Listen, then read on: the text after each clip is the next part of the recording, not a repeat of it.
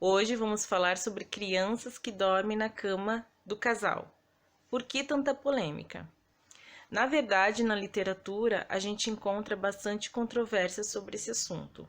Vocês vão encontrar profissionais falando mais dos malefícios em relação ao desenvolvimento da criança e outros que não dão muito destaque a isso, mas há outras consequências que a gente vai ver mais pela frente.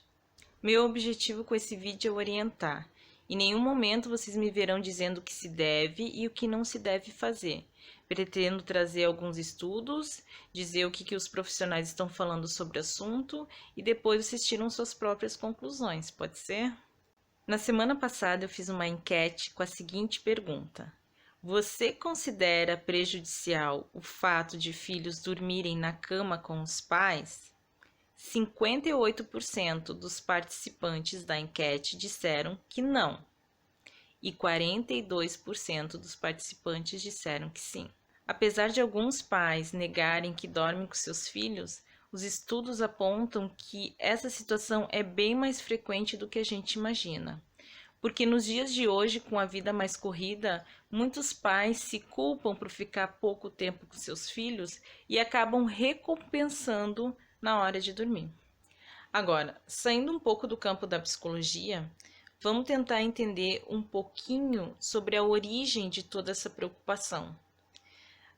A nível de curiosidade, na Bíblia, Livro dos Reis, capítulo 3, versículo 19, diz o seguinte: certa noite, essa mulher se deitou sobre o filho e ele morreu. A Associação Americana de Pediatria, no seu último posicionamento, agora em 2016, deixa claro que bebês devem compartilhar o quarto de seus pais no primeiro ano de vida, mas não a mesma cama, devido a esse risco, então, de sufocamento e esmagamento do bebê. Agora, outros estudos apontam que bebês que dormem junto com os pais no primeiro ano de vida raramente choram enquanto dormem.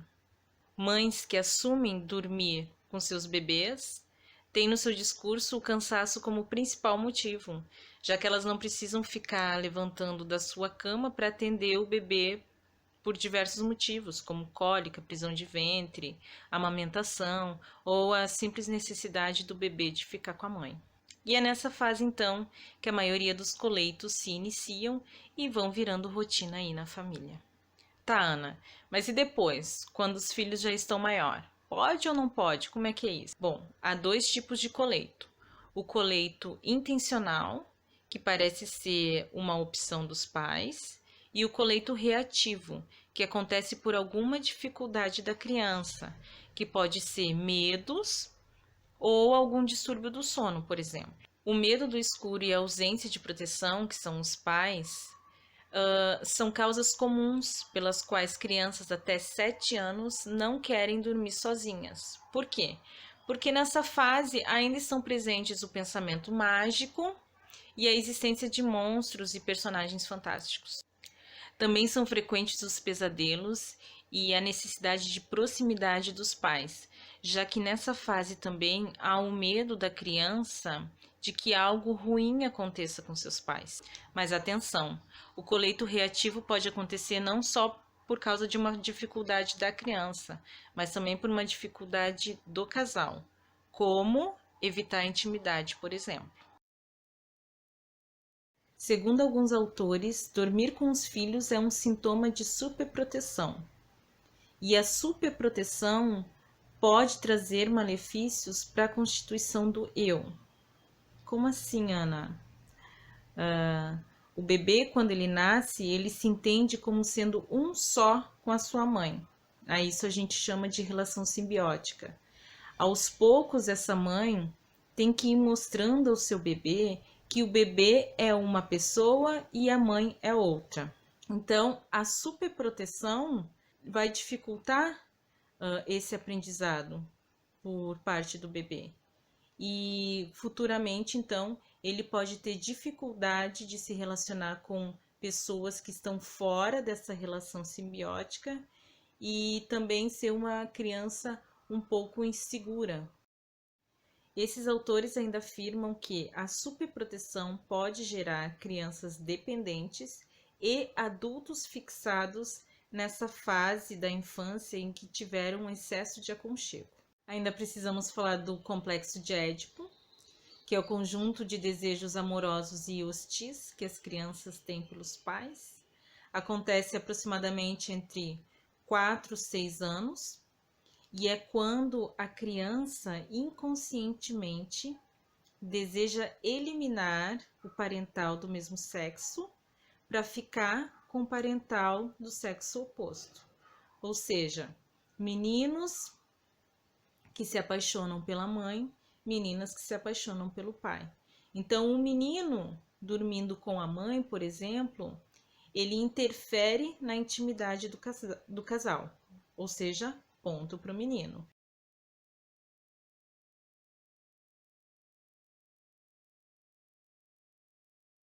E vice-versa, a menina que dorme com o pai interfere na intimidade do casal também, e assim, ponto para a menina.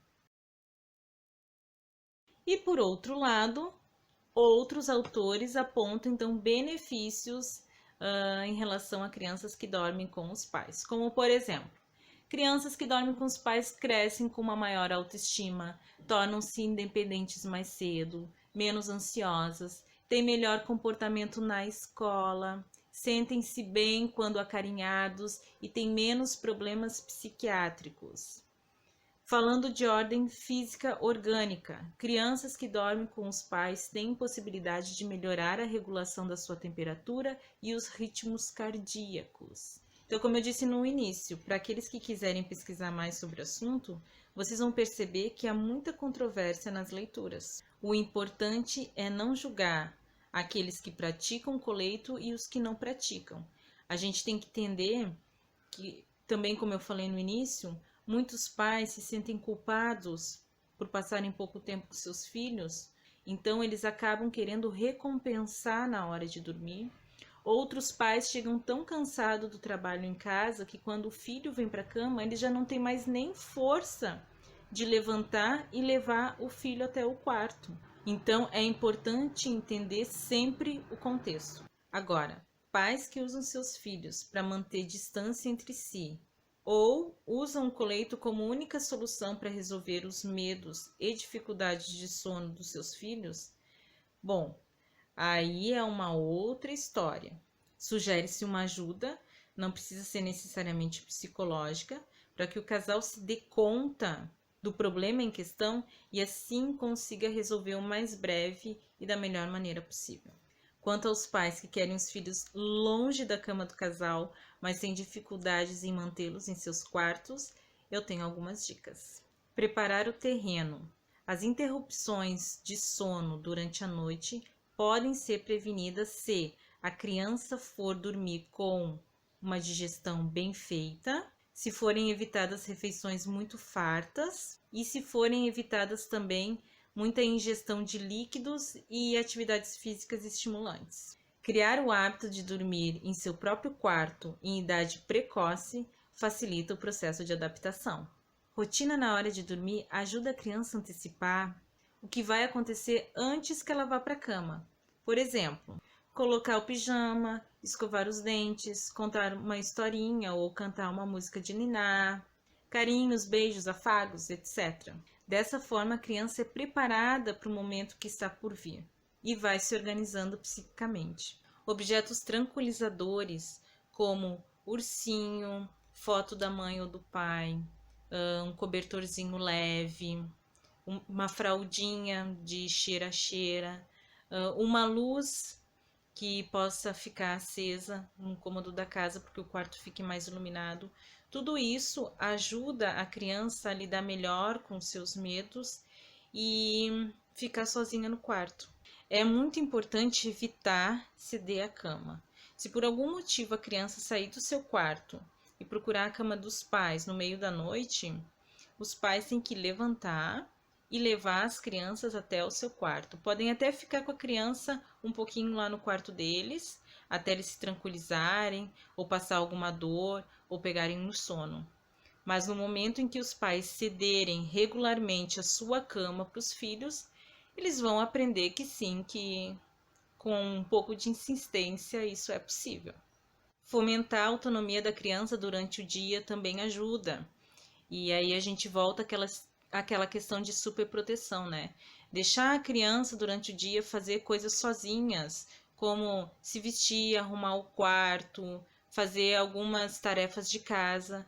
Tudo isso ajuda a ela se virar sozinha e para ela, durante a noite, também vai ser mais fácil dormir sozinha no seu quarto. E quando os pais decidirem que os filhos devem dormir em seus quartos sozinhos, os pais têm que fazer isso de uma forma progressiva e não abruptamente, para não assustar a criança. Então, começa devagar, vai junto com eles, estipula um tempo para ficar com eles. Como é que pode ser um combinado? Fico contigo até a hora de tu dormir, ou te conto uma história e depois eu vou para minha cama, ou senta do lado na cama com o filho e fica com ele ali até um tempo. Então tem que ter uma combinação com o filho e fazer isso de forma progressiva. Como eu disse lá no início, um dos maiores motivos das crianças não quererem dormir sozinhas é por causa dos medos, e é tarefa do adulto ajudar elas a lidar com isso. Então, pode ser através de uma historinha onde o personagem principal saia vitorioso, ou vocês podem fazer um desenho juntos, onde a criança pode estar derrotando um monstro da qual ela tenha medo. Enfim, fazer alguma coisa antes dela dormir em que ela possa enfrentar esses medos aos quais ela tem. É importante também analisar e detectar fatores de estresse de caráter significativo que podem estar dificultando a hora do soninho, então, dessa criança. E outras coisas que podem contribuir para a criança ir dormir sozinha é propiciar momentos de união entre a família fora do quarto. Dessa forma, o fato de dormirem separados não significa uma renúncia aos momentos de união da família. Outra coisa, confiar que a criança conseguirá dormir sozinha. Muitas vezes o medo é maior dos pais do que da criança e a criança acaba sentindo essa insegurança que existe nos pais e isso acaba dificultando então que ela fique sozinha em seu próprio quarto. E acho que eu falei demais nesse vídeo, né? Para finalizar, então, quero dizer que, como uma última dica, né? Que para aqueles pais que não sabem o que fazer em relação aos seus filhos, não só nessa situação de filhos dormindo com os pais, mas em qualquer situação que possa ocorrer durante aí a vida de vocês. Eu gosto de dizer que segue o coração que tá tudo certo. O coração sempre sabe o que fazer.